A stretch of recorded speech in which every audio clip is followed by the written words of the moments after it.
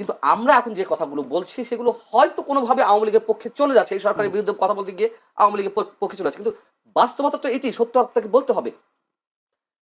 যাক, সেই বুদ্ধিজীবী নতুন প্রশ্ন করি। প্রশ্নটা হচ্ছে এই প্রশ্ন নির্বাচন তো আপনি বারবার আমার এখানেই বলেছেন নির্বাচন হবে কি হবে না আমি নির্বাচন আগের রাতেও কনফিউজ থাকবো। আমি নির্বাচন আগের রাত্রেও, কালকে যদি 12 তারিখ হয়, আজকে 11 তারিখ রাত, আমি 11 তারিখ রাতেও কনফিউজ থাকবো। কেন তৈরি হচ্ছে সংখ্যা? নানান ধরনের খেলা চলছে, নানা ধরনের খেলা চলছে, এবং এই খেলাগুলো সম্বন্ধে আপনিও জানেন। এখানে পরাশক্তি খেলাগুলো আছে, এখানে ডক্টর ইউনূস হিমসেলফ তার নিজের একটা খেলা আছে, সরকারের একটা খেলা আছে, জামাতের খেলা আছে, বিএনপি, আমাদের সিনিয়র সাংবাদিক আজিজ ভাই উনি একটা শব্দ বলেন, আমি এখানে উচ্চারণ করতে চাচ্ছি না, মানে খারাপ শব্দ না, ইনফরমাল শব্দ, মানে আমি একটু সংশোধন করেই বলি, ফাটা বাসে চিপায় পড়ছে উনি এই কথা বলেন, আমি তার সঙ্গে বিএনপি পুরোপুরি একমত।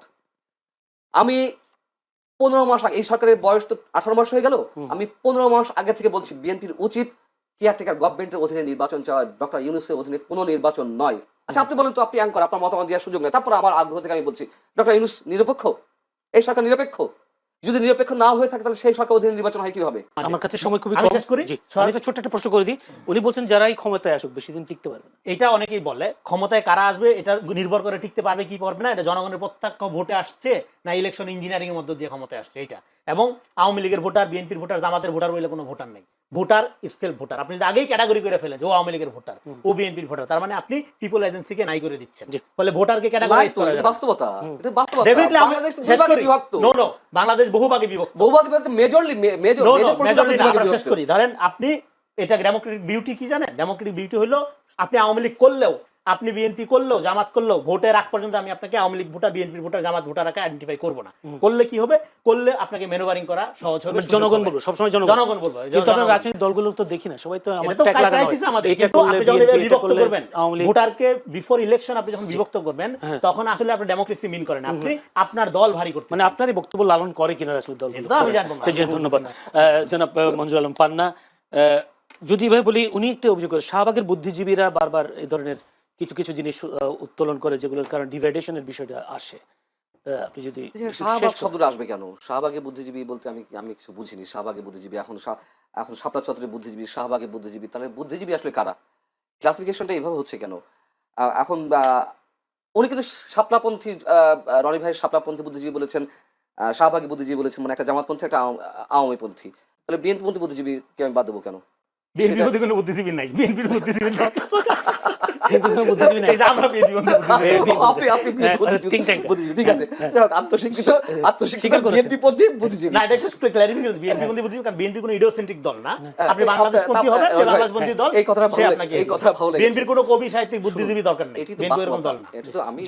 জনগণের দল। রনি ভাইকে একটু খুঁচা দিয়ে কথা বললাম, এটা তো বাস্তবতা। দেখুন, আমি শাহবাগী বুদ্ধিজীবী বলি না, ওই শব্দটা অনেকে গালাগালি পর্যায়ে নিয়ে গেছে বা ওইভাবে ইউজ করতেছে, এখন, আগে ছিল না, সাম্প্রতিক সময়টি হয়েছে। আমি তো শাহবাগী গেছি, আমি তো গণজাগরণ মঞ্চে গেছি, আমি তো যুদ্ধাপরাধী বিচার চেয়েছি, আমি তো এই, আপনি কি ফাঁসি চাইছেন না বিচার চাইছেন? বিচার চেয়েছি আমি। এবং এই যে জুলাই আন্দোলন, এই জুলাই আন্দোলনের পক্ষে আমি ছিলাম না, বাট আওয়ামী লীগ সরকারের বিদায় হোক সেটি আমি চেয়েছি। এইভাবে মানে একেবারে নিজস্ব ডিজাইনে অন্য সবাইকে বাদ দিয়ে একতরফা একটা সোকাল নির্বাচনের মাধ্যমে যুগের পর যুগ বা বছরের পর বছর ক্ষমতা, নিশ্চয়ই আমি সেটা চাইনি। সো শাহবাগে বলাতে আমি তুমুল আপত্তি জানাই। এখন বিষয় হচ্ছে যে, হ্যাঁ ঠিকই তো, সেই বুদ্ধিজীবীরা কোথায়? আওয়ামীপন্থী যে বুদ্ধিজীবীরা ছিল, যারা দিন দার 15 বছর মুক্তিযুদ্ধের কথা বলতে বলতে মুখে ফেনা তুলে ফেলেছেন, সেই বুদ্ধিজীবীরা কোথায়? লুকিয়ে আছে, পালিয়ে আছে, তাদের সপক্ষে যে যুক্তি দেওয়া হচ্ছে পেলে মেরে ফেলবে, হ্যাঁ এটা সত্য কথা, আমাদেরকেও তো পেলে মেরে ফেলবে। আমরা তো একেবারে ওই যে আওয়ামী লীগের হালুয়া রুই খাওয়ার সাংবাদিক তাও তো না, বা আওয়ামীপন্থী সাংবাদিক তাও তো না, কিন্তু তারপরে সত্য কথা বলার কারণে এখন মবের হুমকি দিচ্ছে, মেরে ফেলার হুমকি দিচ্ছে, জেলে নিয়ে যাওয়া হয় হয়তো। কিন্তু আমরা এখন যে কথাগুলো বলছি সেগুলো হয়তো কোনোভাবে আওয়ামী লীগের পক্ষে চলে যাচ্ছে, এই সরকারের বিরুদ্ধে কথা বলতে গিয়ে আওয়ামী লীগের পক্ষে চলে যাচ্ছে, কিন্তু বাস্তবতা তো এটি, সত্য আপনাকে বলতে হবে। যাক, সেই বুদ্ধিজীবী নতুন প্রশ্ন করি। প্রশ্নটা হচ্ছে এই প্রশ্ন নির্বাচন তো আপনি বারবার আমার এখানেই বলেছেন নির্বাচন হবে কি হবে না, আমি নির্বাচন আগের রাতেও কনফিউজ থাকবো। আমি নির্বাচন আগের রাত্রেও, কালকে যদি 12 তারিখ হয়, আজকে 11 তারিখ রাত, আমি 11 তারিখ রাতেও কনফিউজ থাকবো। কেন তৈরি হচ্ছে সংখ্যা? নানান ধরনের খেলা চলছে, নানা ধরনের খেলা চলছে, এবং এই খেলাগুলো সম্বন্ধে আপনিও জানেন। এখানে পরাশক্তি খেলাগুলো আছে, এখানে ডক্টর ইউনূস হিমসেলফ তার নিজের একটা খেলা আছে, সরকারের একটা খেলা আছে, জামাতের খেলা আছে, বিএনপি, আমাদের সিনিয়র সাংবাদিক আজিজ ভাই উনি একটা শব্দ বলেন, আমি এখানে উচ্চারণ করতে চাচ্ছি না, মানে খারাপ শব্দ না, ইনফর্মাল শব্দ, মানে আমি একটু সংশোধন করেই বলি, ফাটা বাসে চিপায় পড়ছে, উনি এই কথা বলেন, আমি তার সঙ্গে বিএনপি বিএনপি পুরোপুরি একমত, পুরোপুরি একমত। আমি 15 মাস আগে, এই সরকারের বয়স তো 18 মাস হয়ে গেল, আমি 15 মাস আগে থেকে বলছি বিএনপির উচিত কেয়ারটেকার গভর্নমেন্টের অধীনে নির্বাচন চাওয়া, ডক্টর ইউনূসের অধীনে কোনো নির্বাচন নয়। আচ্ছা আপনি বলেন তো, আপনি অ্যাঙ্কর, আপনার মতামত দেওয়ার সুযোগ নেই, তারপর আমার আগ্রহ থেকে আমি বলছি ডক্টর ইউনূস নিরপেক্ষ, এই সরকার নিরপেক্ষ? যদি নিরপেক্ষ না হয়ে থাকে তাহলে সেই সরকার অধীনে নির্বাচন হয় কিভাবে? এবং যতগুলো সিমটম দেখা যাচ্ছে, যদি আল্লাহর কোনো স্বয়ং সৃষ্টিকর্তা থেকে কোনো ঐশী বাণী নাজিল না হয় ডক্টর ইউনূসের কাঁধে, তাহলে এই নির্বাচন সুষ্ঠু নিরপেক্ষ হওয়ার কোনো লক্ষণ নেই, কোনো লক্ষণ নেই। চ্যালেঞ্জ করে যাচ্ছি, খোদ সৃষ্টিকর্তার ঐশী বাণী নাজিল হতে হবে ডক্টর ইউনূসের উপরে। উনি দাঁড়িয়ে দাঁড়িয়ে বলবেন তরুণদের মধ্য থেকে অনেকে এমপি নির্বাচিত হবেন, উনি তরুণদের দল মানে এনসিপির ভিতর থেকে কেউ কেউ শিক্ষামন্ত্রী, উনি তো গভর্নমেন্ট ফর্ম করে দিচ্ছেন, উনি তো গভর্নমেন্ট ফর্ম করে দিচ্ছেন। তা এই লোক কিভাবে নিরপেক্ষ হয় আমি তো বুঝলাম না। এবং তার যে আরো পার্সিয়াল যে চিন্তা ভাবনা, যেসব কর্মকাণ্ড, তা তো একটা দল, এই যে গণভোট, এ তো এনসিপি এবং জামাতের দাবি ছিল, এবং যে প্রক্রিয়া এগোচ্ছে সবই এনসিপি এবং জামাতের ডিজাইন অনুযায়ী। অতএব ডক্টর ইউনূস সাহেব, তার অধীনে আমাকে যদি আপনি বলেন যে আপনাকে মেরে ফেলা হবে, ডক্টর ইউনূসের অধীনে মানে নিরপেক্ষ নির্বাচন হবে, এই কথাটা আপনি বলেন, আমি মৃত্যুকে বেছে নেবো, তাও ওই কথা আমি বিশ্বাস করি। আমি একটা প্রশ্ন করি, গণভোটের বিষয়টা যেহেতু এসছে, গণভোট যদি জিতে জনগণের প্রথমে কি উপকার হবে, প্রথম একটা প্রশ্ন। দ্বিতীয় হচ্ছে যদি ভোট জিতে যায় ডক্টর ইউনূসের সরকার কি দীর্ঘায়িত হওয়ার সম্ভাবনা আছে কিনা? তার একটা ব্যাখ্যা সরকারের প্রেস উইং থেকে দেওয়া হয়েছে, মানে প্রধান উপদেষ্টার প্রেস উইং থেকে দেওয়া হয়েছে, যা বলা হচ্ছে হ্যাঁ না তার না, এগুলো কিছু না। আসলে এই সরকার গণপরিষদ কি জাতীয় সংসদের সদস্য এবং একই সঙ্গে সংবিধান সংস্কার পরিষদের সদস্য হিসেবে কাজ করবে। আচ্ছা, তারা কয়টা বিষয়ে ওথ নেবে? একই সঙ্গে সংবিধান সংস্কার পরিষদের সদস্য এবং জাতীয় সংসদ সদস্য হিসেবে ওথ নেবে। সেই ওথের শর্ত কি থাকবে? তারা যতই ব্যাখ্যা দিক না কেন, যদি দিন শেষে, এই যে এখন যেমন চোখ পাল্টি দিয়ে দিল, যে আগে বলেছে সংবিধান ছুঁয়ে ফেলতে হবে, এখন সংস্কার। আর সংস্কার কি, এতদিন কি সংস্কার হয়েছে? আমরা যে বিশ্বাস করবো যে হায়ের মাধ্যমে সংস্কার হবে, ডক্টর ইউনূস কি সংস্কারের একটা এক্সাম্পল তৈরি করেছেন 18 মাসে?